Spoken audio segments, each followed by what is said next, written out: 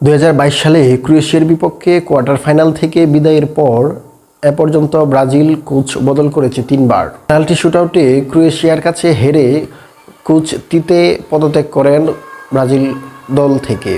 তারপর থেকে ব্রাজিলের অন্তর্বর্তীকালীন কোচ হিসেবে দায়িত্বে আছেন রামন মেনজেসে। রামন মেনজেসে ব্রাজিলের হয়ে 3টি ম্যাচে দায়িত্ব পালন করার সুযোগ পেয়েছেন। 3টি ম্যাচের মধ্যে 2টিতেই তার হার ছিল।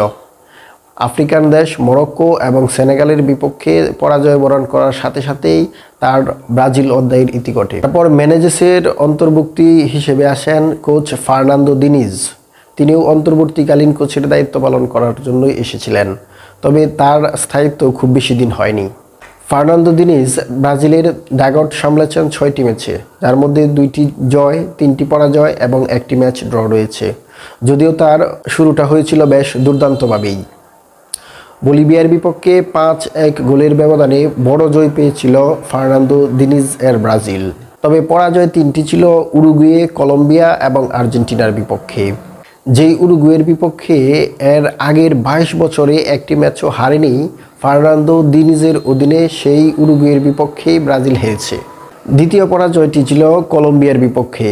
যেই কলম্বিয়ার বিপক্ষে কনমেবল অঞ্চলের বিশ্বকাপ বাছাই থেকে এ পর্যন্ত ব্রাজিলের ইতিহাসে কোনো পরাজয় ছিল না। কোচ দিনিজের অধীনে ব্রাজিল সেখানেই পরাজয় বরণ করেছে। তৃতীয় পরাজয়টি বরণ করতে হয়েছে আর্জেন্টিনার কাছে।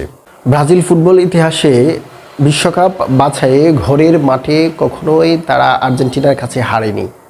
ফার্নান্দো দিনিজের কোচিং ক্যারিয়ারের এসে ব্রাজিল সেই পরাজয় বরণ করতে হয়েছে ওই আর্জেন্টিনার কাছে, অর্থাৎ নিজেদের ঘরের মাঠে ইতিহাসের প্রথমবারের মতো তারা পরাজয় বরণ করেছে বিশ্বকাপ বাছাই পর্বের মতো ম্যাচে। তারপর থেকেই ইতি ঘটে দিনিজের অধ্যায়ের।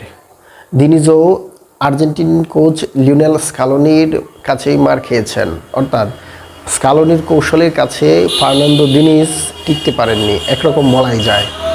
অবশ্য ফার্নান্দো দিনিজের কোচিং চলাকালেই ব্রাজিল ফুটবল ফেডারেশন স্থায়ী কোচের সন্ধানে করতে থাকে।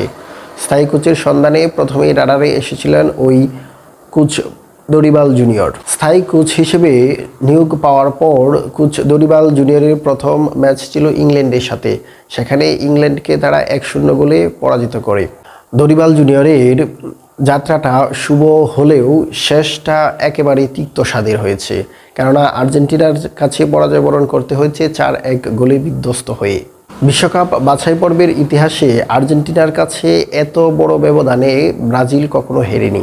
ব্রাজিলের কোচ দরিবাল জুনিয়র 2024 সালের 10 জানুয়ারি দায়িত্ব গ্রহণের পর থেকে আর্জেন্টিনা ম্যাচ পর্যন্ত 16টি ম্যাচে ডাগআউট সামলেছেন, যেখানে 7টি ম্যাচে জয় ছিল এবং পরাজয় ছিল 3টি ম্যাচে এবং ড্র হয়েছিল 6টি ম্যাচ। সর্বশেষ আর্জেন্টিনা ম্যাচের সাথে ব্রাজিলের বিধ্বস্ত হওয়ার পিছনে বড় একটা কারণ ছিল দরিবাল জুনিয়রের প্ল্যান বি না থাকা। প্ল্যান বি না থাকার ফলে যেটা হয়েছে যে স্কালোনি একের পর এক যেখানে তার ট্যাকটিক্স পাল্টাচ্ছিলেন, প্লেয়ার বদলাচ্ছিলেন এবং সেখানেও তিনি সুফল পাচ্ছিলেন, সেক্ষেত্রে দরিবাল জুনিয়র ছিলেন একেবারে নিষ্প্রভ। তার টেকটিক্সে কোনো পরিবর্তন ছিল না। টেকনিক বদলের কারণে যেখানে জিলিয়ানো সিমিওনে বদলি হিসেবে নেমেও গোল পেয়েছেন, সেখানে একেবারে নিষ্প্রভ ছিলেন রাফিনিয়া, ভিনিসিয়াস জুনিয়রেরা।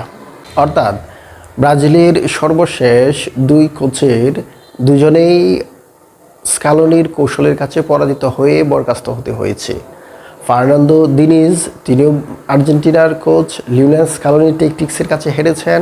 সর্বশেষ দরিবাল জুনিয়র তিনিও তো একেবারে বিধ্বস্ত হয়েছেন বলা চলে। তিনিও লিওনেল স্কালোনির কাছে একেবারে পাত্তাই পেলেন না বলাই যায়।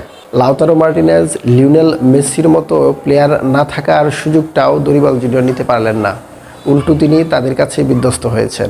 তাই দরিবাল জুনিয়র এবং ফার্নান্দো দিনিজ একরকম অভিশাপই দিতে পারেন আর্জেন্টাইন কোচ লিওনেল স্কালোনিকে।